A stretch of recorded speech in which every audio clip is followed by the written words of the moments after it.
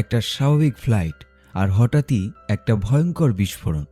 কয়েক সেকেন্ডের মধ্যেই পুরো প্লেনটা পরিণত হয় একটা উড়ন্ত দুঃস্বপ্নে।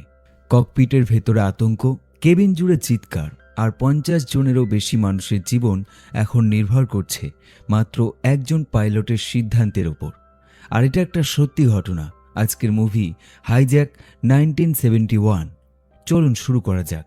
সাল 1969, ডিসেম্বর মাস। দুজন সাউথ কোরিয়ান ফাইটার পাইলট একটা হাইজ্যাক হওয়া প্লেনকে রক্ষা করার জন্য একটি মিশনে বেরিয়েছে। তাদের সামনে যেই প্লেনটা রয়েছে সেটা নর্থ কোরিয়ান এজেন্ট দ্বারা হাইজ্যাক করা হয়েছে।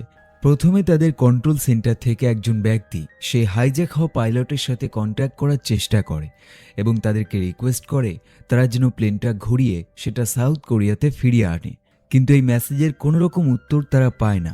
ফাইটার পাইলট টাই ইন লক্ষ্য করে এর মধ্যে যে পাইলট রয়েছে যার নাম ইয়ং সুক, সে তার বন্ধু হয়। এরপর কন্ট্রোল সেন্টার থেকে তাদেরকে অর্ডার দেওয়া হয় তারা যেন সেই প্লেনটাকে নর্থ কোরিয়াতে যাওয়ার আগেই ধ্বংস করে ফেলে। কিন্তু ফাইটার পাইলট এমনটা করতে রাজি হয় না। তাদেরকে আবারও বলা হয় তারা যদি প্লেনের একটা ইঞ্জিন নষ্ট করে দেয় তবে অন্য একটা ইঞ্জিন দিয়ে তারা এমার্জেন্সি ল্যান্ডিং করতে পারবে, তাই তারা যেন অবশ্যই ফায়ার করে। কিন্তু টাইন ফায়ার করে না এবং সেই প্লেন অবশেষে বর্ডার পার করে নর্থ কোরিয়াতে চলে যায়। এরপর তারা যখন ফিরে আসে, এয়ারফোর্সের কমান্ডার জ্যাং ইয়ং সব রকম দোষ তাদের উপর চাপিয়ে দেয়। সে বলে শুধুমাত্র তাদের কারণে তাদের 51 জন মানুষ নর্থ কোরিয়াতে চলে গেল। তখন টাইন তাকে বোঝায় সেই প্লেনটা হাইজ্যাক হয়েছিল, তাই সাধারণ মানুষের কোনো দোষ ছিল না এবং তারা যদি ফায়ার করত তবে সেই 51 জন মানুষ সেখানেই মরে যেত। কিন্তু এয়ারফোর্সের কমান্ডারের মতে তারা অনেকবার ককপিট চেক করেছে এবং সেখানে কোনো হাইজ্যাকারকে দেখতে পায়নি। এয়ারফোর্স কমান্ডার এদেরকে 1 মাসের জন্য সাসপেন্ড করে দেয়। একইভাবে শেষবারের মতো টাইনকে বুঝিয়ে দেয় তার পরিবারে 20 জন সদস্য আছে এবং তুমি একা 51 জন মানুষের জীবন নষ্ট করেছ, তাই তোমার পরিবার চাইলে 1000 জন মানুষের জীবন নষ্ট করতে পারে, তাই এখন থেকে সাবধান হয়ে যাও। এরপর সরকার থেকে সেই 51 জন মানুষকে পুনরায় তাদের দেশে ফেরানোর ব্যবস্থা করা হয়। কিন্তু দেশে ফেরার আগে তাদের প্রত্যেকের ইনভেস্টিগেশন করা হবে, এটাও সরকার থেকে জানিয়ে দেওয়া হয়। এরপর সেই দিনটা চলে আসে যেই দিন 51 জন মানুষের ফ্যামিলি তাদেরকে আনতে বর্ডারের কাছে চলে যায় এবং এখানে টাইনও চলে আসে। সে খেয়াল করে এখানে তার বন্ধু পাইলটকে সে দেখতে পাচ্ছে না, তাই সে একজন গার্ডকে জিজ্ঞাসা করে। তখন গার্ড প্রত্যেককে চিৎকার করে জানিয়ে দেয় এখানে মাত্র 39 জন আছে, বাকিদেরকে আনা হয়নি এবং তাদের মধ্যে 2 জন ক্রু মেম্বার এবং 2 জন পাইলট রয়েছে। টাইন যখন এর কারণ জিজ্ঞাসা করে সেই গার্ডগুলো তার কথা সম্পূর্ণ ইগনোর করে। শহরের প্রত্যেকটা নিউজ চ্যানেলে এই খবর ছড়িয়ে পড়ে এবং খবরে জানানো হয় 39 জন বাদে বাকি যারা এখনও নর্থ কোরিয়াতে রয়েছে তাদের প্রত্যেককে তাদের যোগ্যতা অনুযায়ী কাজ দিয়ে দেওয়া হয়েছে। বিশেষ করে সেই ব্যক্তি যে হাইজ্যাক করেছিল তাকে $2 মিলিয়ন দেওয়া হয়েছে। এরপর 1 বছর কেটে যায় এবং এখন টাইন কোরিয়ান এয়ারে একজন পাইলটের জব করছে। সে তার কো পাইলট লি ক্যাংকে জানায় সে আগে কি জব করত এবং কিভাবে তার জবটা চলে গেছে। এরপর তাদের প্লেন টেক অফ করার টাইম চলে আসে। এই প্লেনের যাত্রীরা অনেকক্ষণ ধরে অপেক্ষা করছিল, তাই প্রত্যেকে ব্যস্ত হয়ে পড়ে সেই প্লেনে ওঠার জন্য। তাই যখনই গেট খোলা হয় প্রত্যেকটা যাত্রী প্লেনের দিকে দৌড়াতে শুরু করে। এই যাত্রীগুলো এক এক ধরনের। কেউ এখানকার নিয়ম সঠিকভাবে পালন করে না, যেমন কেউ দৌড়ে ভিতরে ঢুকে পড়ে, আবার কেউ জুতো খুলে সেই জুতোটা হাতে নিয়ে ভিতরে ঢুকে পড়ে, আবার কেউ সিটে বসে স্মোক করতে শুরু করে দেয়। এই সব কিছুই তাদের নিয়মের বাইরে। এই প্লেনের একজন ক্রু মেম্বার সেই ব্যক্তিকে বোঝায় সে যেন সিগারেটের ছাই এখানে না ফেলে।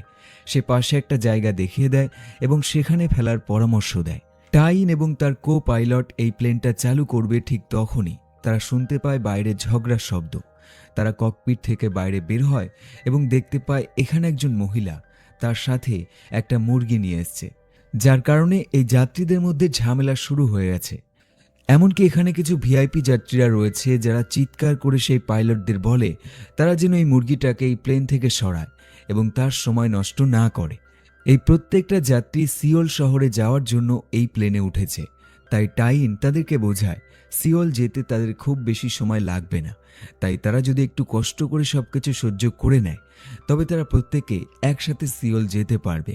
এরপর প্রত্যেকে সিট বেল্ট পরে নেয় এবং টাইন তার প্লেন টেক অফ করে ফেলে। এই প্লেনের একজন মহিলা ছিল যে কথা বলতে পারে না। সে যখন জানালা দিয়ে বাইরেটা দেখে তখন সে অবাক হয়ে যায় এবং এই সব কিছুর জন্য সে হাতের ইশারা করে তার ছেলেকে ধন্যবাদ জানায়। এখানে যেই মহিলা মুরগি নিয়ে এসেছিল তার মুরগি একটা ডিম পাড়ে এবং সেই মহিলা সেই ডিমটা তার পাশে বসে থাকা একটা ছেলে যার নাম ইয়ং ডেই তাকে ভালোবেসে খেতে দেয়। ছেলেটা সেই কাঁচা ডিমই খাওয়ার চেষ্টা করে এবং একইভাবে সেই মহিলাকে সে জানায় তার মা আর বেঁচে নেই এবং সে বর্তমানে তার বড় ভাইয়ের কাছে যাচ্ছে।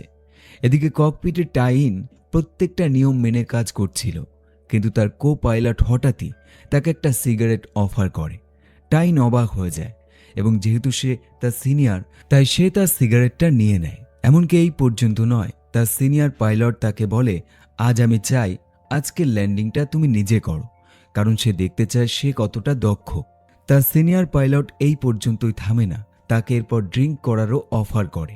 এদের দুজনের সময় খুব সুন্দরভাবে কাটছিল, কিন্তু তখনই ঘটে অপ্রত্যাশিত ঘটনা।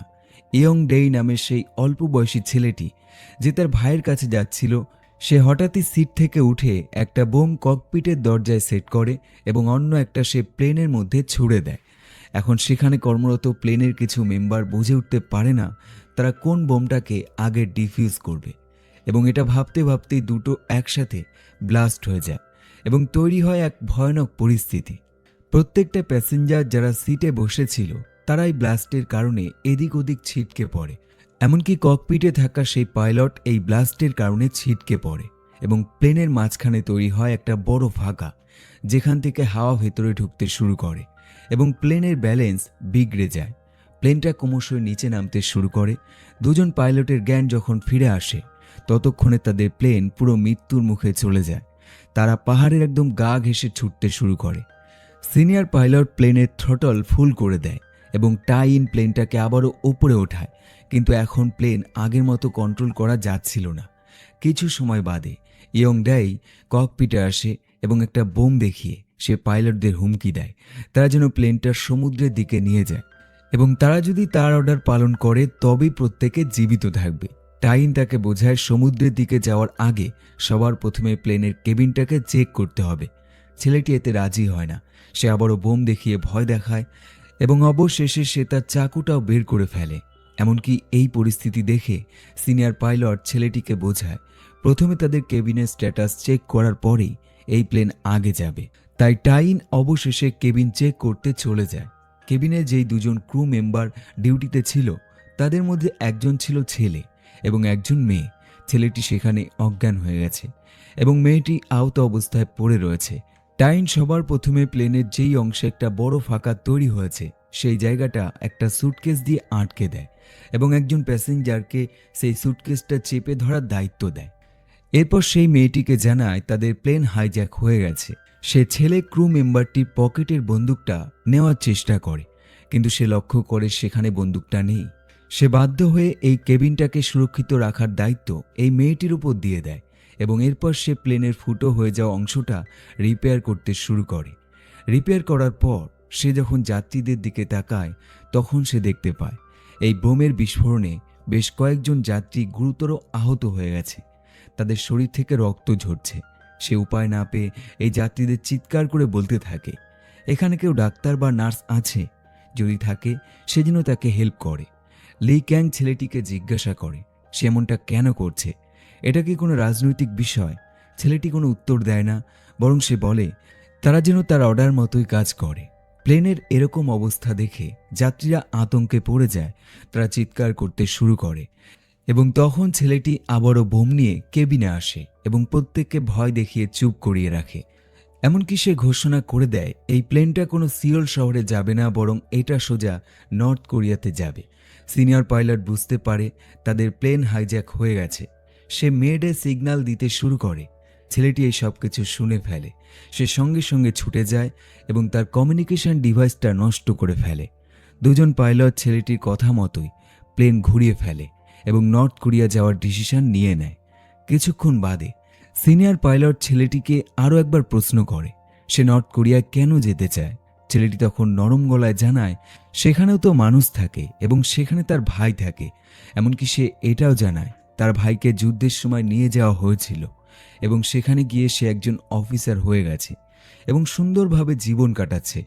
এর বাইরে সে এটাও জানায় 2 বছর আগে যেই প্লেন হাইজ্যাক হয়েছিল এবং যেই ব্যক্তি হাইজ্যাক করেছিল তাকে নর্থ কোরিয়া থেকে $2 মিলিয়ন দেওয়া হয়েছিল। তাই তার বিশ্বাস যদি এই প্লেনটাকে নর্থ কোরিয়া নিয়ে যেতে পারে তবে সেও $2 মিলিয়ন পেয়ে যাবে। কেবিনে থাকা যাত্রীদের মধ্যে একজন প্ল্যান বানাতে শুরু করে সে কিভাবে ছেলেটিকে বন্দী বানাবে। সে আরও যাত্রীদেরকে তার এই প্ল্যানে নিতে চায় কিন্তু কেউ রাজি হয় না এবং তখন ছেলেটি তাদের এই কথাবার্তা শুনে ফেলে। সে পেছনে আসে এবং এবার তার চাকুটা বের করে তাদেরকে ভয় দেখাতে শুরু করে। যেই ব্যক্তি প্ল্যান বানিয়েছিল ছেলেটিকে ধরবে সে অবশেষে পিছন থেকে তাকে চেপে ধরে এবং একটা সময় তাদের মধ্যে ফাইট শুরু হয়ে যায়। কিন্তু খুব বেশিক্ষণ ফাইট চলে না। ছেলেটি একটা বন্দুক খুঁজে পায় এবং সেই ব্যক্তি বন্দুকের ভয়ে পিছনে সরে আসে। পরিস্থিতি খারাপ দেখে টাইন ছুটে আসে এবং ছেলেটি তার দিকে বন্দুক ধরে। টাইনের কাছে রিকোয়েস্ট করা ছাড়া আর কোনো উপায় থাকে না। সে ছেলেটির কাছে রিকোয়েস্ট করে সে যেন শান্ত হয় এবং তারা বর্ডার পার করলেই প্লেনটা ল্যান্ড করবে। কিন্তু ছেলেটি থামে না। সে তার চাকু দিয়ে একজন যাত্রীর ওপর আঘাত করে। মেয়ে ক্রু মেম্বারটি সেই আহত ব্যক্তিকে যখন ট্রিটমেন্ট করতে এগিয়ে যায় তখন ছেলেটি তাকেও ভয় দেখায়। এখন যেহেতু তারা অন্য দেশে ল্যান্ড করবে তাই পাইলট প্রত্যেককে অর্ডার দেয় তারা যেন তাদের আইডি নষ্ট করে ফেলে, বিশেষ করে তারা যারা এখানে সোলজার অথবা পুলিশ অফিসার রয়েছে। মুভি সিন এখান থেকে ফ্ল্যাশব্যাকে চলে যায় এবং দেখানো হয় ইয়ং ডাইকে, অর্থাৎ যেই ছেলেটি এই প্লেনটাকে হাইজ্যাক করেছে তার অতীতের ঘটনা। সে খুব গরিব ঘরের একটা ছেলে এবং লোকাল পুলিশ তার বাড়িতে মাঝে মাঝে হানা দিত, তাকে মারধর করত এবং বাড়ির জিনিসপত্র ওলট পালট করে দিত। তার কারণ পুলিশদের মতে সে একজন কমিউনিস্ট। সে চিৎকার করে পুলিশদের বলে সে কমিউনিস্ট নয়, কিন্তু তারা তাকে ধরে নিয়ে যায়। সে যখন বাড়ি ফেরে এবং দেখে তার মা আর জীবিত নেই, বর্তমানে ইয়ং ডাই এই সব কিছু মনে করে বেশ ভাবুক হয়ে যায় এবং তখনই সেই মেয়ে ক্রু মেম্বারটি একজনকে হেল্প করতে যায় এবং এটা ছেলেটি দেখে ফেলে এবং তাকে জোরপূর্বক ককপিটে নিয়ে যায়। পাইলট ছেলেটিকে জানায় তাদের ফুয়েল শেষ হয়ে আসছে, তাই তাদেরকে এখনই ল্যান্ড করতে হবে এবং তারা অলরেডি নর্থ কোরিয়াতে চলে এসছে। ছেলেটি এই কথা শুনে ককপিট থেকে চলে যায় এবং তখনই এই পাইলটগুলো আলোচনা করতে শুরু করে যে এটা একটা মিথ্যে কথা, তাই এটা যদি ছেলেটা জানতে পারে তবে সবার প্রথমে সে তাদেরকে মেরে ফেলবে। কিন্তু এই সত্যিটা ফাঁস হতে খুব বেশি সময় লাগে না। ছেলেটা জানালা দিয়ে দেখে এবং বুঝতে পারে এটা নর্থ কোরিয়া না। সে সঙ্গে সঙ্গে তার হাতের বোমটা একটা বাচ্চা ছেলের হাতে ধরিয়ে দেয় এবং তাকে বলে সে যদি ওপরের অংশটা ছেড়ে দেয় তবে এটা ব্লাস্ট হয়ে যাবে। ছেলেটি কাঁদতে শুরু করে। তখন সে তাকে বলে সেও তার মতন বয়সে ছোট এবং কিছু বয়সে বড় মানুষ তার শরীরে অ্যাসিড ঢেলে দিয়েছে শুধুমাত্র কমিউনিস্ট বলে। এই বলে সে তার জামাটা তুলে দেখায় এবং দেখতে পায় সেই জায়গা সম্পূর্ণ দাগ হয়ে গেছে। এই ছেলেটির বক্তব্য তাকে এখন এই রিস্ক নিতে হবে, সেই বোমটা তাকে শক্ত করে ধরে রাখতে হবে। সে ককপিটে যায় এবং পাইলটদের অর্ডার দেয় তারা যেন প্লেনটাকে ওপরে তোলে, কারণ এটা নর্থ কোরিয়া না এবং এখানে তারা ল্যান্ড করতে পারবে না। সে যখন বাচ্চা ছেলেটির দিকে বন্দুক ধরে টাইন বাধ্য হয়ে প্লেনটা আবারও ওপরে তুলে ফেলে, কিন্তু ছেলেটি এতে থামে না। সে বন্দুকটা সোজা টাইনের পায়ে চালিয়ে দেয়। এরপর সে টাইনকে বলে সাউথ কোরিয়াতে যে বেকার সে নর্থ কোরিয়াতে হিরো হতে পারে, কারণ সেখানে গেলে লাইফ সেট হয়ে যায় এবং সে অফার করে সে চাইলে তার মতন হিরো হতে পারবে। তাই ছেলেটির মতে সে কেন তার বিরুদ্ধে যাচ্ছে এবং এতগুলো মানুষের জীবন বিপদে ফেলছে। টাইন তার কথায় রাজি হয় এবং বলে সে অবশ্যই তার কথা মানবে, কিন্তু তার আগে এই যাত্রীদেরকে সে নামিয়ে দিতে চায় এবং তারপর তারা দুজন অবশ্যই নর্থ কোরিয়াতে যাবে এবং হিরো হবে। কিন্তু তখনই সেখানে তাদেরকে বাঁচাতে ফাইটার জেট চলে আসে এবং তারা একটা কথাই বলে তারা যেন এখনই এই প্লেনটাকে সাউথের দিকে ঘুরিয়ে ফেলে। ছেলেটি এই পাইলটদেরকে কোনো রকম উত্তর দিতে দেয় না। টাইন ছেলেটিকে বোঝায় সে যদি উত্তর না দেয় তবে তারা ফায়ার করবে এবং তাদের এখানেই মৃত্যু হবে। তখন ছেলেটি বলে যদি এমন করে মৃত্যু হয় তবে আগেরবার প্লেন কিভাবে নর্থ কোরিয়াতে পৌঁছালো। টাইন চুপ থাকে কারণ আগেরবার সে নিজে ফাইটার জেটে ছিল এবং সে ফায়ার করেনি।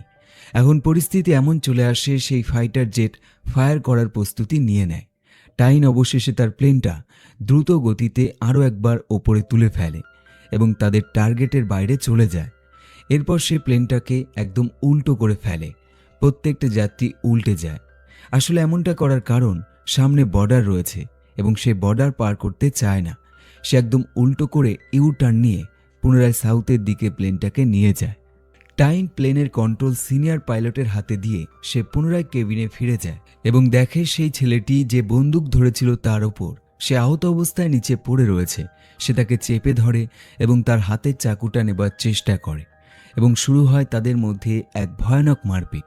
ছেলেটি টাইনের পায়ে চাকু ঢুকিয়ে দেয় এবং ঠিক তখনই ছেলে ক্রু মেম্বারটি বন্দুক দিয়ে তাকে ভয় দেখায় এবং তাকে বলে সে যেন সারেন্ডার করে দেয়। কিন্তু এতে কোনো কাজ হয় না। উল্টো সে তার বোমটা বের করে প্রত্যেককে আরও একবার ভয় দেখায়। সেই ক্রু মেম্বারটি অবশেষে তার দিকে গুলি ফায়ার করে এবং ছেলেটি সেখানেই মরে যায়। কিন্তু তার হাতের বোমটা নিচে পড়ে যায়। প্রত্যেকে ভয় পেয়ে যায়, কারণ সেই বোম এখনই ব্লাস্ট হবে। তখন টাইন সেই বোমের ওপর শুয়ে পড়ে এবং সেটা চেপে ধরে রাখে যাতে এর বিস্ফোরণের পরিমাণটা কমানো যায়। এরপর সেই বোমটা ফাটে এবং এতে সাধারণ মানুষের কিছু হয় না, বরং টাইন গুরুতর আহত হয়ে যায়। তার একটা হাত সেই বোমের কারণে শরীর থেকে আলাদা হয়ে যায়। একইভাবে প্লেনের ব্যালেন্স আরও বিগড়ে যায়। সেটা ক্রমশ নিচে নামতে থাকে। সিনিয়র পাইলট সেই ফাইটার জেটে থাকা পাইলটদের জানিয়ে দেয় হাইজ্যাকাররা মরে গেছে।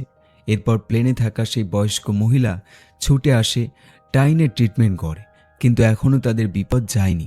প্লেনে থাকা সেই বাচ্চা ছেলেটি যার হাতে একটি বোম জোর করে ধরে রাখা হয়েছিল, সে এখনও সেই বোমটা ধরেই রয়েছে এবং সেই বোমে থাকা সেফটি পিন হারিয়ে গেছে। তাই সেই সেফটি পিন খুঁজতে শুরু করে। সেই সেফটি পিন খুঁজে পায় না এবং এর পরিবর্তে একটা কানের দুল তার মধ্যে আটকে দেয়। আহত টাইনকে আবারও তারা পাইলটের সিটে বসায়, কারণ এই প্লেন ল্যান্ডিং করতে একমাত্র সেই পারবে। সে প্রত্যেককে জানায় এই প্লেনের নিচের চাকা লক হয়ে গেছে, তাই এটাকে ম্যানুয়ালি খুলতে হবে।